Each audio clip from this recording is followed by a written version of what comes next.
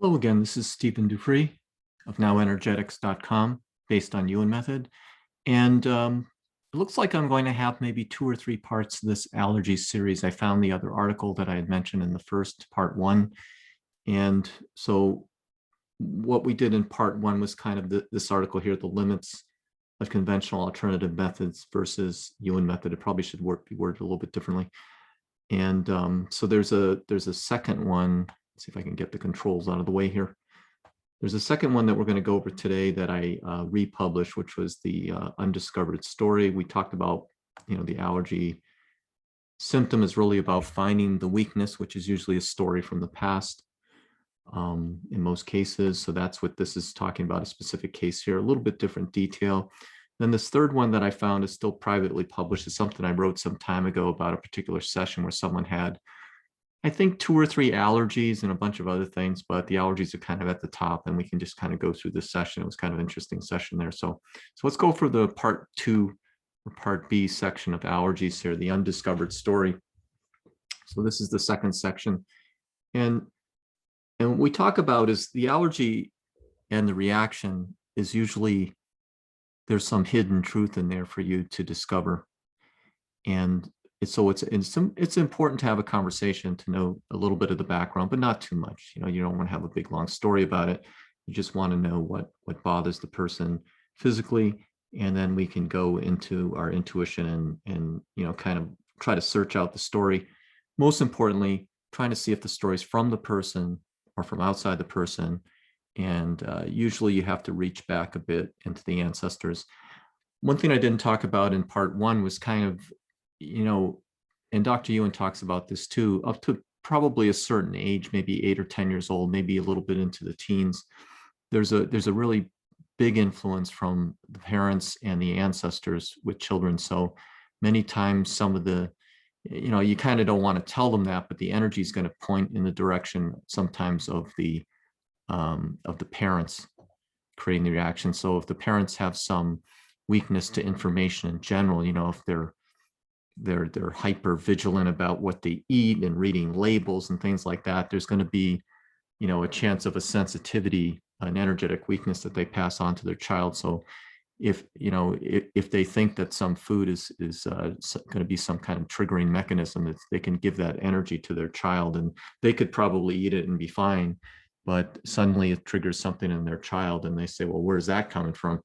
Well, a lot of times it's coming from them. So it's another angle to look at when there's children involved. A lot of us work mostly with adults, so it doesn't come up as often, but when it does come up, just be aware that even in your own family, your own energetic influence, if you have children, on a child, based on information, based on your own experiences of the past and so on, you can pass that down.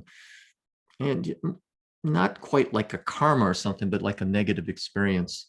And that can create a reaction that we would call an allergy or something like that. So it's not always the person's own, sensitivity or issue or story, but it could be from the ancestors. And the ancestors could be in the here and now, not just past ancestors that we normally talk about, something 200 years ago or something, but it could be in the here and now. So just be aware that the family influence in general, the environment influence in general can create that situation too. You could have, the place a person lives or a person goes to school or something like that, all the usual feng shui places that can bring that energy in, or it can, if you have some of that energy, you can resonate with the energy already there and it amplifies the effect. So that's how someone can be fine in one particular location, they go to another location, the reaction comes out, it's 1,000 times worse, that type of thing. So we need to be aware of some of these things.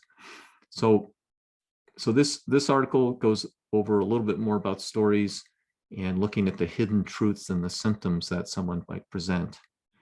And so most of the time we have triggers to some story, and what we don't conventionally find, and what most people don't conventionally find, is the story, right? We're not taught to do that. We're taught to treat a symptom with different blocking kind of agents or avoidance, or all kinds of desensitizing kind of procedures and things like that. So but we never really look at what what could be triggering it from an energetic standpoint, a non-physical energetic standpoint. So that's important. It's a basic principle of how we work with allergies and YUEN method, and it's something to be aware of. So here, most allergy symptoms are simply the physical manifestation of a story from the past, right? And it could be not even your story.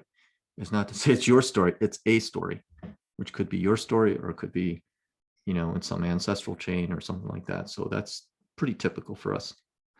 So we still use our energetic testing, and we want to be neutral about this because, a lot of times we're working on, family members, and we talked about this before with perception blocks and things. You have to treat your family and people the same as if it was a stranger, right? The energy should be no different. There should be no hierarchy or difference in energy between the practitioner and the client, let's say. So what we have is these imprints in our energy from the stories. I call it sometimes stories enfolded in our energy, imprinted in our energy, however you want to think about it. But this is the weakness that we look for. These little pockets of weakness in our energy is where we're finding the answers to various symptoms or problems or issues in our lives, and it could be a particular experience. It could be accumulation of a very small thing over time that becomes a big thing. It could be all kinds of things. So just stay open with what may come up in the next insight as something that's primary for, kind of the proof of this, what's going on with the symptom. So the real proof that we've hit the right button, of course, is when the person shifts. And allergies are kind of really nice to have because, a person's going to either notice it right on the spot, and the same thing with animals. Some animals have these allergies. My dog's doesn't like this dog food, and the cat doesn't like this cat food. Well, a lot of times if you check the energy, it's, it can come from the owner's own view of food and ingredients and where it's made and what is in it and how clean it is, and they, most animals, they could eat something dead on the road for 3 months and they're fine, so it's clear that the energy, in the simplest case for some sort of, kind of food allergy or something like that, there could be a different story than what conventional people would think, that there's some bad ingredient in there, that type of thing. So we have to be aware of that. We have to test that. And animals especially, they're more likely to have a good result because they're not thinking about it. They have no anticipation, expectation, but you have to sometimes clear the owner so they don't bring it back. You clear it one time and you may need to check it a few times because the owner may, with their own thinking, they may bring back a particular symptom for an animal, let's say. And it's just something to be aware of. It does come up in sessions. I work with animals sometimes, people with animals and so on, and it does come up, not just humans. So the story, not the substance, comes first. And frequently the story isn't even our story. Now, how many people conventionally thinking would say, I got my allergy from my ancestors from 200 years ago? It's just nobody would even, they'd laugh you out of the office, kind of thing. But we really don't care about what people think. We just care whether somebody shifts, right? That's all that matters really to us. We're trying to get a result. So specific individuals, I just pick 3 examples here that are common. We talked about this a little bit in part 1 with the watery eyes and the runny nose. There's some triggering element, and kind of what could it be? Could it be from an ancestor, descendant from another lifetime? So there's not just ancestors, right? You could have descendants from another lifetime as well. So it's not always ancestral chain. You could have children that give it back to you, back from the past, let's say, in some different time and place. So we want to clear their energy first if that's the major effect. If it's coming more than 90% from a person that isn't, it's not our story, then we have to actually, when we say that, it means that we clear the person whose story it is, which could be from the past, right? Somebody that's already passed in spirit, or in the case of the parent and the child that's living today, it would be the parent that's living today, right? It's not always the person that's getting the symptom. So be very aware of that. So, so that's important. When the stories triggering the reactions are not ours, we must identify them as such to fully resolve them. In other words, if the energy is coming from outside you, you have to clear that energy to unhook the tether, right? It's not your energy, but you're getting that energy, you're getting that effect, but it's not your issue to resolve. You're getting the effect of it though, right? So it could be just as bad, you know, as if it was your issue, or getting the effects. It's the same thing. So here's another quote from Dr. Yuen. The YUEN Method makes the stand that there are no physical causes of allergies. That's a pretty bold statement there. But that was, again, from an ebook. I took that quote from the same ebook that we talked about in part 1. So here's a couple of, like I said, there was a few that I just thought I'd throw in here. One of the ones that's pretty common is, this is just one story. It's not necessarily common to everyone. Like I said, people want to think that there's one answer for everyone. There isn't. You have to check the energy. But here's the case of allergy to cats. And there could be many reasons that have to do with, you know, cats, stories from the past. Here's one that's killing animals for their furs, right? Just skinning them and selling the furs. So then the person would say, of course, you know, I've never killed a cat ever. You know, well, you did 400 years ago. And you did it often enough that it bothers you even now in your energy. So it's your energy from your past in this case. So you have some sentimental sadness about it. So that triggers the symptoms of sneezing and all these other things, the rejecting of something you did way back when, or sentimental sadness about it, that kind of thing. Second one is the tree pollen one. You know, certain time of the year, tree pollen comes out. You know, never mind that there's a part of the population that has no effect on them at all. So, but if you're one of those people that has that effect, it has something to do with trees, you know, so you have to figure out, maybe it has something to do with trees, maybe it has something to do with something else. But in this particular case, for this specific person, it came up that they had some job of clear cutting forest, let's say less than 100 years ago, let's say. So seeing trees bloom immediately triggers the thought of a treeless world, because you were basically clear cutting forest, you know, and you didn't like what you're doing. So that's a reaction to delete, and that could come from your own experience. It could come from ancestors' experience. Maybe they were a pyro and they burnt the forest down or something. It may not just be that they had a job doing that. Maybe they had an accident and something happened, and it's still the same type of energy, right? It's still in some experience that you want resolved. And it could create an energy that gets passed down in the here and now, because that energy, that issue has not been resolved for the ancestor, let's say, right? So here's allergy to dust. So this becomes a living in the desert experience, kind of a tumbleweed dust bowl experience kind of thing.